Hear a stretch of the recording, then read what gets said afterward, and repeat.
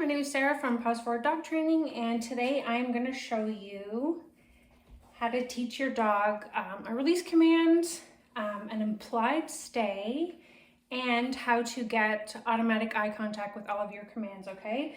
So I would call this a foundational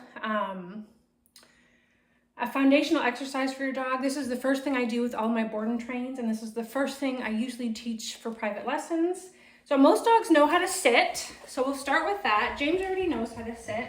And most dogs, if you hold up a piece of food, oh, big stretch. You hold up a piece of food, they'll sit. They'll sit for the food, and then once they have the food, when is the sit over, right? This is the problem that we have with just a sit. Because how do we know when the sit is over, and how does the dog know when he can get up out of that sit? So this is where stay would usually come in. So you'd have your dog sit, stay, you would teach them to stay, right? And then you would have a release command, right? Sometimes people use okay. I like to use break, just because it's a word that's not often said. So break would be your release command. But if the dog is sitting and you need a release command anyways, then why are we even using stay? The stay, you don't need the stay. The stay is implied with all the commands. And this should carry over into all your dog's obedience, right? So sit is sit until release command, down is down until the release command, heel is heel until they hear the release command, okay? You can carry that over to everything. So we're not gonna use stay. The stay is gonna be implied with all the commands, and we're gonna use a release command, okay? To notify the dog when the exercise is over, okay? We're gonna do all that with automatic eye contact, which I'm going to show you how to teach first. So if your dog already knows how to sit, all you're going to do is just get a few pieces of food. I'm going to put it in both of my hands, okay? I don't need the leash for this. I'm going to show the dog the food, okay, in both of my hands. I'm going to ask the dog to sit. I'm going to move my hands out to the side. Break, good. The dog is going to track one or both of your hands with his eyes. And as soon as he comes back and looks at you, that's when we're going to give the release command, move back, prompting the dog to move, and get the dog up out of that sit. So we're going to do that again. Again, I have a little bit of food in each of my hands. I'm going to get the dog a little bit riled up. Sit. I'm going to put my hands out to the side. Break. Yes, good boy. As soon as he looks at me, I'm going to say the release command, and I'm going to back up, prompting him to follow me, okay?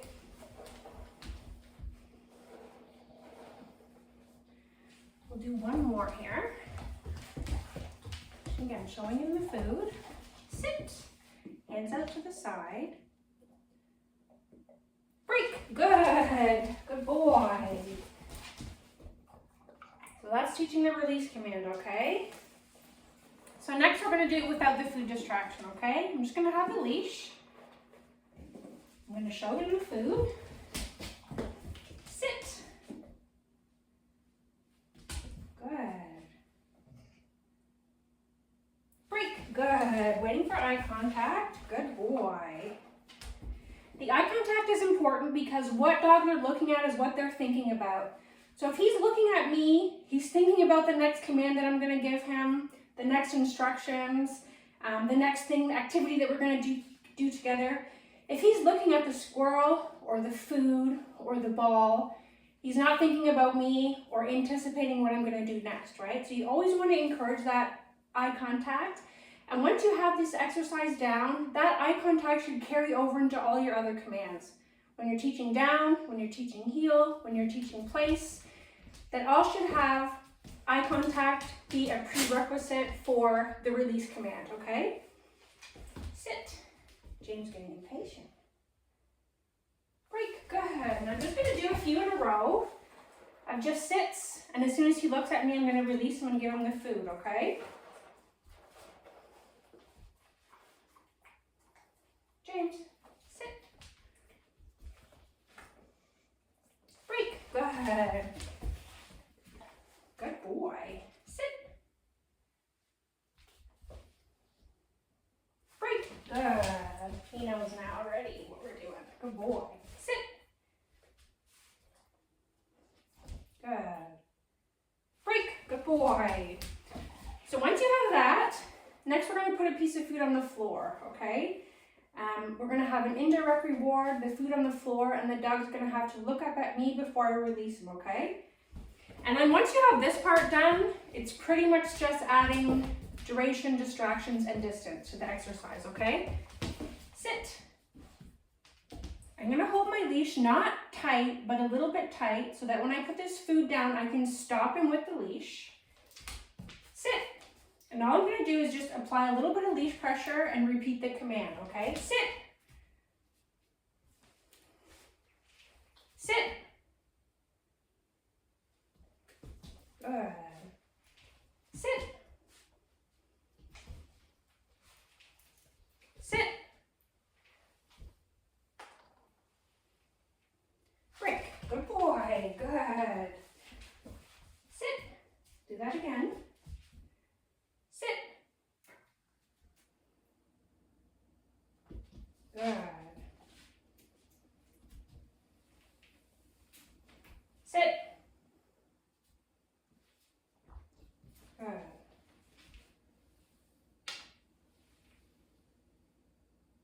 Break. Good boy. Do that a few more times. Sit.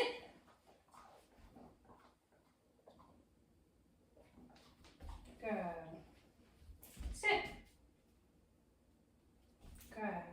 So as soon as he gets up out of that sit before I've released him, I'm just adding a bit of pressure, and as soon as he goes back into that sit, I'm releasing that pressure right away, okay?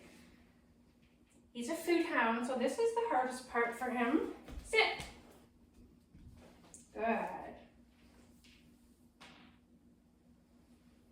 Break. Good boy. Yes. Sit.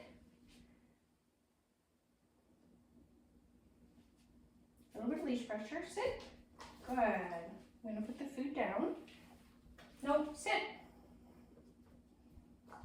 Good. Sit. Good. Sit.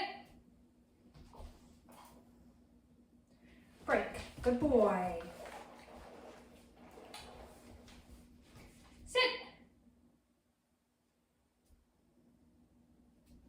Good.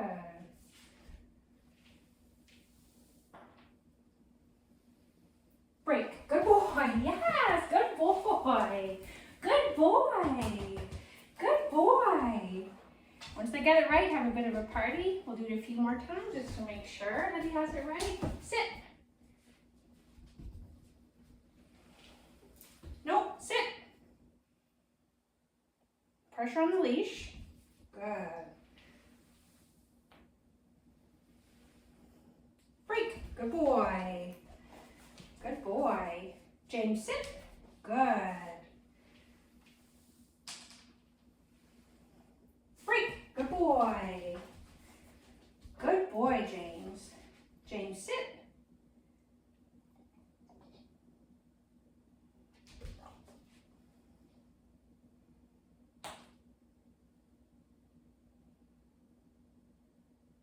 Break. Yes, good boy. Good boy. So there, that's it. You have your sit with implied stay, release command, and eye contact. So this should be a foundational exercise for you and your dog or your puppy, and then you can move on to other things once they master this.